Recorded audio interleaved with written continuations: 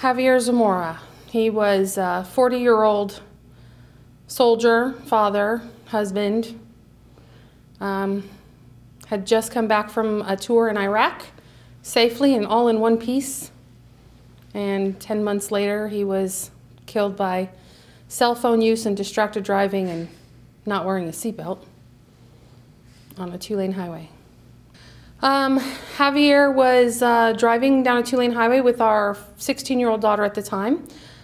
He was talking on the cell phone, and a car traveling in the opposite direction had two other adults, one in the passenger seat, one in the back seat, and a 2-year-old child. And the driver was a 19-year-old mom and had reached back to pick up something, baby bottle, baby blanket, something, and lost control of her car and collided with Javier's vehicle head-on.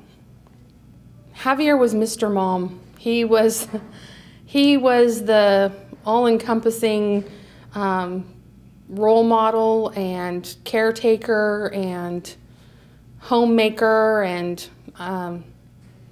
he was the whole package. He kept things together. I was just the parent that went to work and earned a living and came home and went, let's go to Disneyland. But he was everything. His family was his life. I'm fiercely independent and enjoyed, my life outside of just my house, and he always just wanted to kind of hang at home and be with the family. And it was a huge loss as a whole, not just because we lost a husband or a dad, but we lost the person that kept our family together. And it's been a rough go to kind of keep things moving forward. Why? Why would you intentionally? It's kind of like putting a gun to your head. It's a dangerous weapon, and it is not something that should even be tolerated. It shouldn't even be a possibility or a thought. When you are driving, I tell kids this, a vehicle is a 4,000-pound piece of equipment. It requires 2 hands and 2 feet and full attention. When you are trying to operate that 4,000-pound piece of equipment, why would you be trying to have a conversation with somebody in or out of the car? Why would you be trying to send an email or text on a phone or manipulate data? We don't create pieces of equipment that require all of that because it's unsafe. Well, the changes in my life have been very profound for me personally. I've learned to become a parent to my children. I was a very hands-off parent before. Again, motherhood did not come naturally to me. I was the soldier in the family as well, and I embraced that more than I embraced motherhood. And losing Javier and inheriting 4 upset and sometimes angry teenagers kind of triggered that maternal side of me that said, hey, this is my family, and now it's my job to keep them together. It's also brought out the advocate in me. I'm one of those people that always wanted to do something in my life that made a difference. I wore a uniform. I do air traffic control. I do aviation weather. And this is probably the most important role next to being a mother, is making sure that people don't have this type of discussion where they're showing loss and where they've had something happen to them that was completely preventable. Completely preventable. Distracted driving isn't like cancer. I lost my dad to cancer. I watched it eat his body away, and I got to say goodbye to him, and there was no cure, and I could cope with that.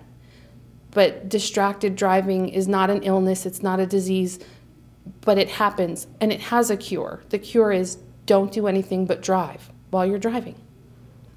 Well, my 16-year-old daughter, who was in the vehicle at the time, survived, very minor injuries. Her and I had a rough go at it for a while. We had a while where we didn't really get along, and she was dealing with her demons of being there and not being able to save him, and I had my demons of not being there and being able to save him, and my son being the only boy now in the house with a mom and 3 sisters. You know, I mean, he's got to grow up now, and he just turned 18, and he's a man, and he has no dad, no father figure. My daughter that was in the accident just had a baby. She's married, had my first granddaughter, and I'm grandparenting solo. I mean, there's so much of life that Javier is going to miss, and every joyous moment. My oldest daughter just graduated from boot camp, and every one of those joyous moments is tainted forever with sorrow. I mean, you're happy for life's moments, and you appreciate them more than I think anyone can ever realize, but they're always going to be tainted with that loss. What I would like to see accomplished from all of these events and all of these stories is that we will change how we're raising our children, what our expectations are, enforcing upon ourselves what's right. And what's right is when you're driving, you drive. I tell a story, a true story, about my son getting his license and getting his car, and I come home and he's not there, the car's not there, and I automatically pick up the phone and text him and call him, and he doesn't answer, and I'm freaking out thinking all sorts of bad things can happen. And he walks in the door and says, "Mom, I don't answer my phone while I'm driving." And that right there, it's about how we train our society to deal with multitasking and when it's appropriate and when it's not, and teaching our children what's right, what's wrong. And part of teaching them what's right and wrong is teaching them that driving is driving, and that's it. Distracted driving kills, and safe driving starts with you.